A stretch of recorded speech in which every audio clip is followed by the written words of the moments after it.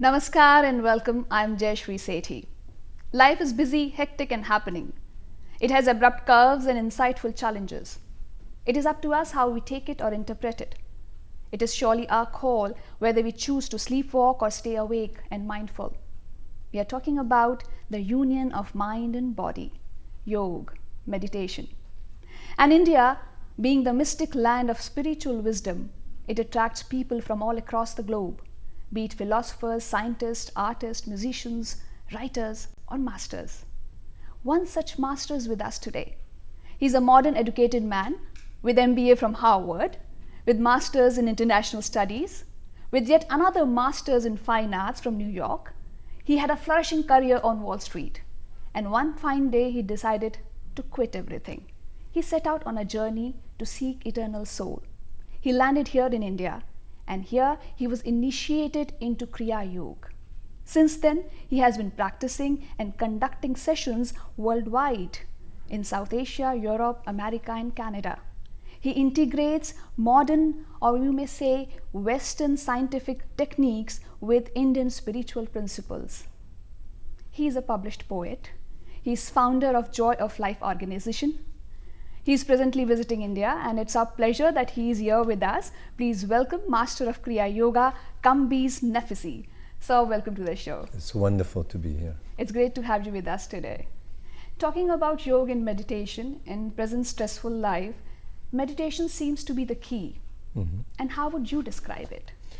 Meditation is your consciousness looking at your mind and not necessarily believing all the random thoughts and moods that come about. In the Vedas, they say that the Lord and every human is made of consciousness.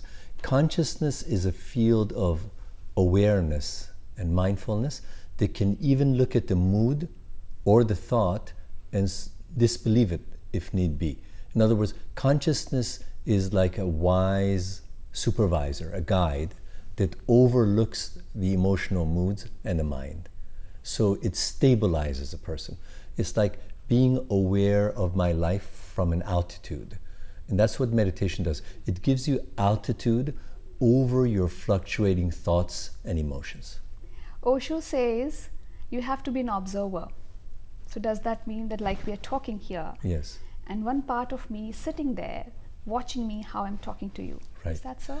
The human mind is the only mind amongst all the species that can watch itself. In other words, you have a wise layer of your mind which is not drowning in the random thoughts, worries, and emotions. The dolphin cannot do that, the chimpanzee cannot do that. No matter how intelligent the animal, they cannot. The human can split their mind and have a wise one supervising the daily life from an altitude. Sounds pretty interesting. So can a person be in a meditative stage throughout, like while he's doing a desk job at work, talking to friend, eating? Can he be in a meditative stage like that, or he should carve out a specific place and time and then sit and meditate? I would say both. If you could carve out half an hour in the mornings, half an hour in the evenings for the formal sitting. Now what I teach is Kriya Yoga, which employs breathing. Okay. And then during your waking hours, the best advice I can give anybody is to follow the motion of the inhalation and exhalation with the following philosophy that I am the Shakti, I am the force of the universe breathing through this body that I created. In other words, the more I say Kambiz Naficy, the more anxious I'll get. But if I can walk through the corridors of my office and say, the Shakti is breathing through Kambiz, there's this calmness. You come back to a sanctuary. You feel protected. But that doesn't seem easy. I think it requires a lot of practice. Yes, but you'll learn it with repetition. How we learn is with the subconscious mind. 80% of what we learned is with the subconscious. The subconscious loves repetition. So if you do what I say for a month, after the 31st day, you realize that you're beginning to believe that not only are you a solid body, but that this breath that goes through you is the gift of God and nature. You start to identify with the breath instead of the person of Kambiz Naficy. So conditioning happens there. Absolutely. Repetition. Yes. Repetition is the key. So what exactly is Kriya Yoga? Yes, you told us a brief about it. Right. But if you could explain Sure. in detail, what Sure. exactly is Kriya Yoga? Kriya Yoga is considered one of the highest forms of yoga by even the senior yogis of India. The founder was Kriya Babaji Nagaraj, who later went off to the northern village of Badrinath. Okay. He spent some time in Sri Lanka, and his motto was breathlessness equals deathlessness. What did he mean by that? He meant that if you can affect your brain waves so as to slow down the thinking process, that will affect your metabolism. When the metabolism and the brain waves slow down, then all of the mechanisms inside the body slow down, so that you have this feeling of youth, lack of stress, and intense concentration of the mind. So the way it happens is you do a specific kind of breathing that affects the brain waves, which slow down, quiet down. When the brain waves quiet down, your whole internal metabolism slows down, and you become calm, intensely present, and very focused. Wow. You originally hail from Iran. And then you have multicultural experiences. Yes. You're highly educated. Now you practice Kriya Yoga. You're a master of Kriya Yoga. So what parallels would you draw between Persian mysticism and Indian spirituality? You know, in Iran, as with Egypt, Latin America, India, there is a belief that there is a force, Yes. an invisible force, sustaining life in the human body. You know, and that force in India is called Kundalini Shakti. The Chinese call it Chi. The Japanese call it Ki. In Iran, we call it Jana Alam, which means the life of the universe. Yeah. These are just names. What's really true is that with the breathing process, something other than oxygen comes into your body. That something is a very, very powerful force of nature, Yes. which sustains you. And mastery over that force will make you master of your life, your nervous system, and at the quantum physics level, that force can open up doors and opportunities for you, because you literally start to pulsate at the same wave as nature. What I mean is you harmonize with the same pulsation as nature, and you can open doors for yourself. You work with corporate executives, people from all walks of life, and one thing which is common everywhere is stress and busy schedules, and the approach has become materialistic. Yes. So how do you tell them, okay, fine, when they are with you for a 3 days long or a week long program or a weekend program, they are with you, your words, your speech, your voice has an impact, but when they go back to their normal lives, are they able to continue it? Do you do follow programs with them? Yes, of course, the follow-up, the support systems are very important. But essentially, what you give the person is this belief that you need to have success from inside out. So you convince them that if you lose your inner gaze, you've lost everything. So somebody managing 5,000 people must have an inner life. That inner life is represented by the movement of the breath. So that I invoke an energy in the body of the executive so that they start getting true energy and joy through the breathing process. Nothing else. It's that simple. The breathing process, with particular attention to the channels that conduct the breath, give the executive a kind of joy that's regardless of external circumstances. And once they feel this, once they get the dividend of the joy resulting from present moment attention to the breath, then they follow it. Because the ego likes to see some dividends. It likes to see the advantage.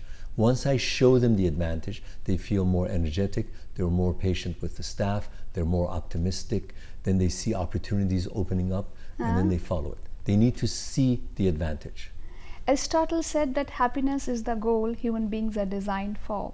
Was that your motto? Was that the aim when you founded Joy of Life organization? Yes. Because I was in Wall Street as a 27-year-old man, I would see these senior vice presidents and executive vice presidents, and they were lacking the inner strength as they were leading. They were being led by the stock market instead of leading the stock market. What I'm saying is every visionary in the world, Nelson Mandela, Mahatma Gandhi, they have a vision on the inside, and they bring success out from the inside to the outside. Yoga is the science of going within, finding your breath, finding the life force, harnessing that life force, and then bringing that success to the outside. That's the science. Yoga is part of life here. Do you think there's any connect between yoga and religion? Yes, because the ultimate religion is for you to feel some sense of God on the inside. Instead of feeling like a minute creature in a very haphazard world, you realize that there is a pulsation. They call it spanda. Spanda, as written in the Spanda Karika of the 9th century, means that this whole world is made of a conscious throb. And if I know the technique of falling in line with the spanda, then I get full cooperation from nature. So then what I want to add is that I have consciousness and the God force has consciousness. So then I find a way to communicate with my consciousness to that consciousness.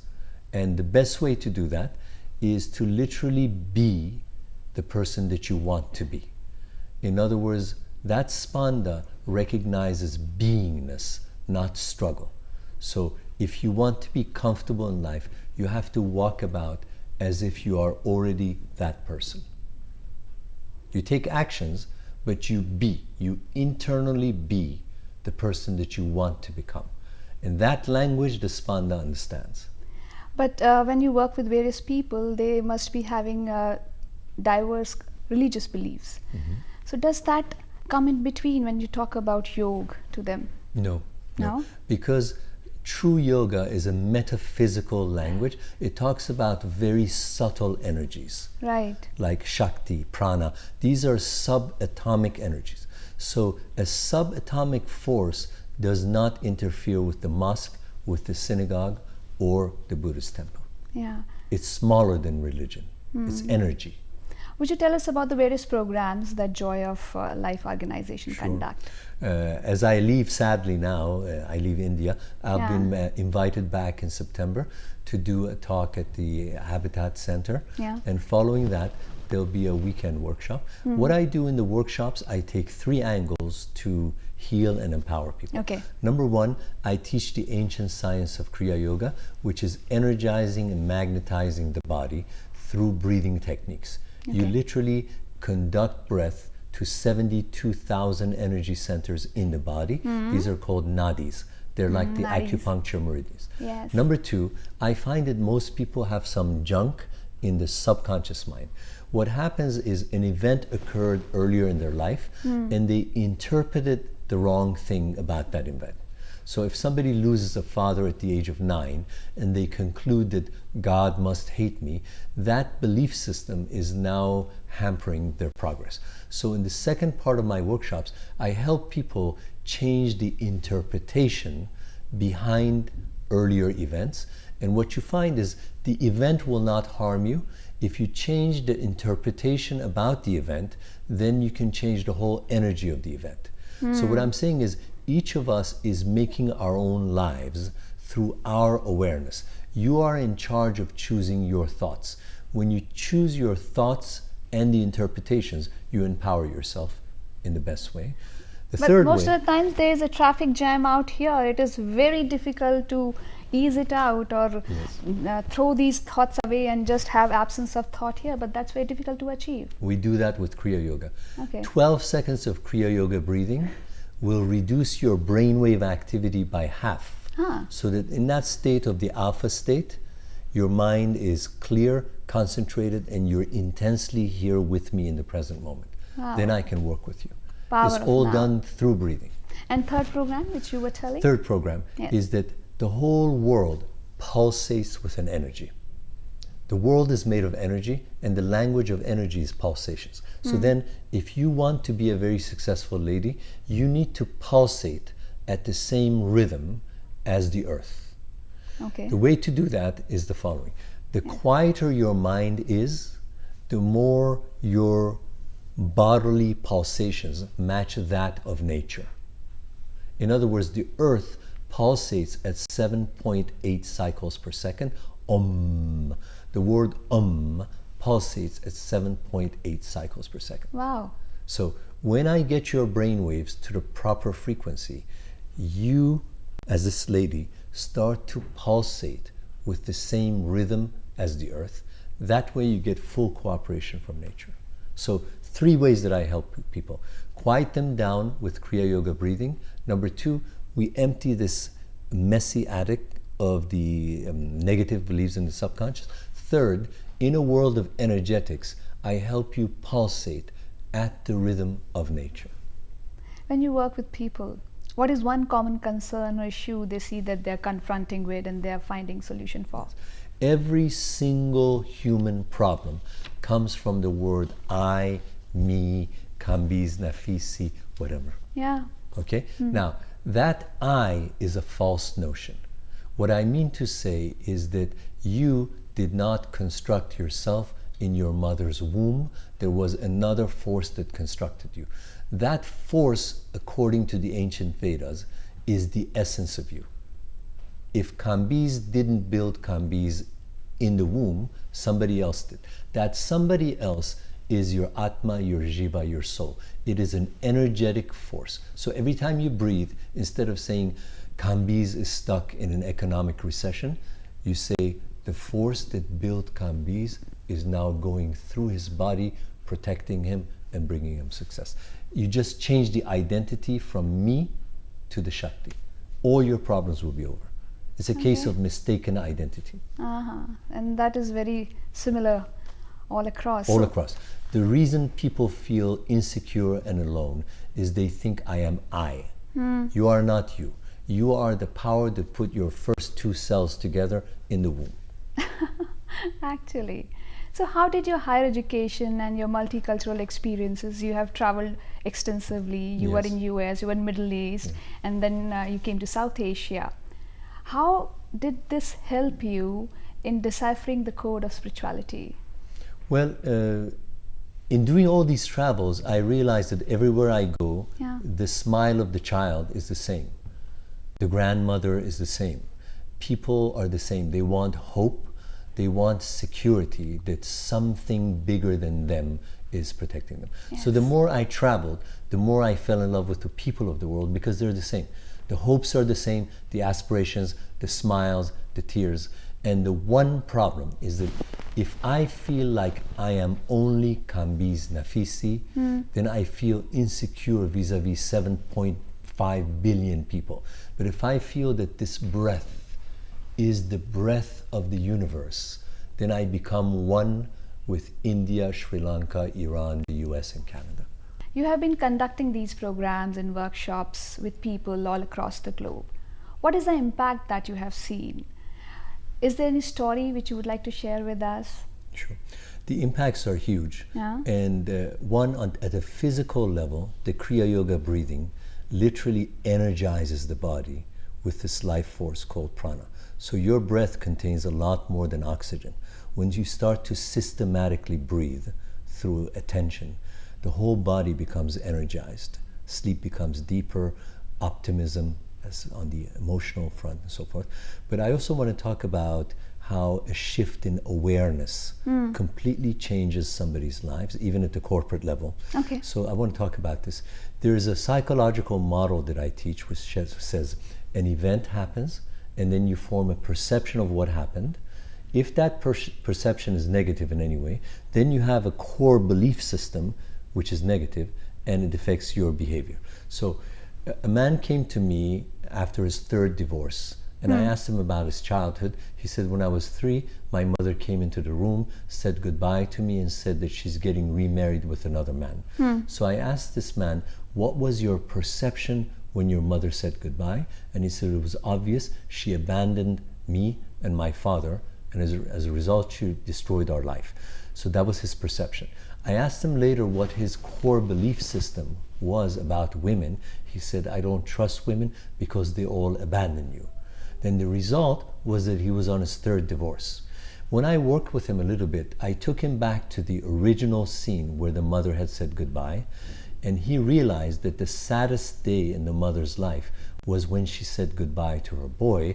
What had actually happened was that the father was an alcoholic and was beating the mother, so that he had had the wrong impression of why mama left.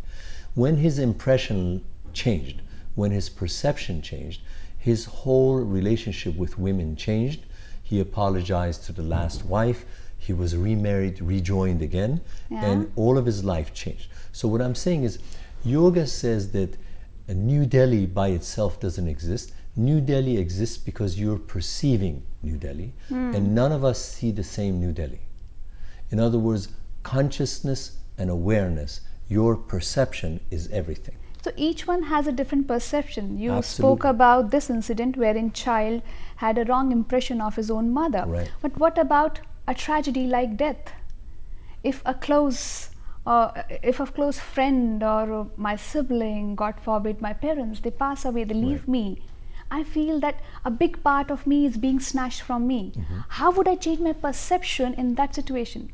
If your perception is that the force that put you together, the one that was there before you, is a kind of light and energy, and you cannot bury that energy underground in a cemetery. So if my perception of my father, whom I adored, is that he was made of light, he came into body and went back to light, then when I go to that cemetery, I have a very different experience of the cemetery. I visited him after 26 years, and instead of sobbing, I sat there with a smile and thought of the best memories I'd had with my father. Because when I looked at the tombstone, I couldn't see my father down there. My perception was the one who put my father together was a formless energy and light, and that he went back to that light. So through that perception, I wasn't extremely sad or destroyed at his funeral. So it is perception that changes everything. Everything is perception. The whole quality of your life will change. So when I do management seminars and corporate seminars, I work with people's belief systems. In other words, the formula is a circumstance plus my response and perception equals the final result. So if you take these three components, the event plus my perception equals result, the only part of that formula I'm in charge of is my perception. I get to choose my thoughts, the way I look upon life. For example, I say, your happiness is your decision. You must decide to be a happier woman. You must choose your thoughts. You must choose your beliefs. Wow. Yes, but I think it takes a lot of practice, meditation, and a guru like you to go through this process and reach that level of consciousness and realization when you see everything from a detached perspective. Great. Does it impact health also, Kriya Yoga? Absolutely, because first of all, the efficient breathing process oxygenates the blood. The other thing that Kriya Yoga does, it makes your blood less acidic. Kriya Yoga breathing makes your blood alkaline. When alkaline blood enters the brain, it automatically subsides and quiets down the brain waves as measured by an EEG machine. So 12 seconds of alkaline blood entering your brain takes your brain waves from the very tall beta waves down to the theta and alpha waves. And the minute the brainwave activity changes, your blood pressure comes down, the heartbeat comes down, the respiration rate comes down, so there's less wear and tear inside your body. For example, I'm 61 years old. If you put me next to my classmates, I look about 10 to 12 years younger. It's because there's less wear and tear in my body. Wow. And some time back we spoke about the parallels between Persian mysticism and Indian spiritual beliefs. So do you see any connection between Rumi and Kabir? Yes, they're both talking about a best friend, an invisible best friend inside. That friend that they're talking about is a layer of your mind that is called consciousness. And consciousness is this very wise being who can supervise the passing thoughts, supervise the passing emotions, and say, I am not that. That's the common denominator. So you call it Atma or Jiva. Yes. Yeah. We call Hazrat Dust, which means the Hazrat, the saint, who is my best friend. It's an internal saint. Beautiful. Really. In Hindi, we say sthul se sukshma ki taraf jana, meaning going from something very tangible and apparent towards something which is not perceived by most of people. And today when we talked, I think a lot came out. You are leaving us with a thought, something to ponder upon, and we hope that our audience enjoyed the show as much as I did. It was enlightening talking to you. Thank you so much. You're very welcome. Fantastic. This was a talk which opened some windows in my mind. I hope we are leaving you with a thought too. We'll meet again with another guest and a new thought. Till then, take very good care of yourself. Namaskar.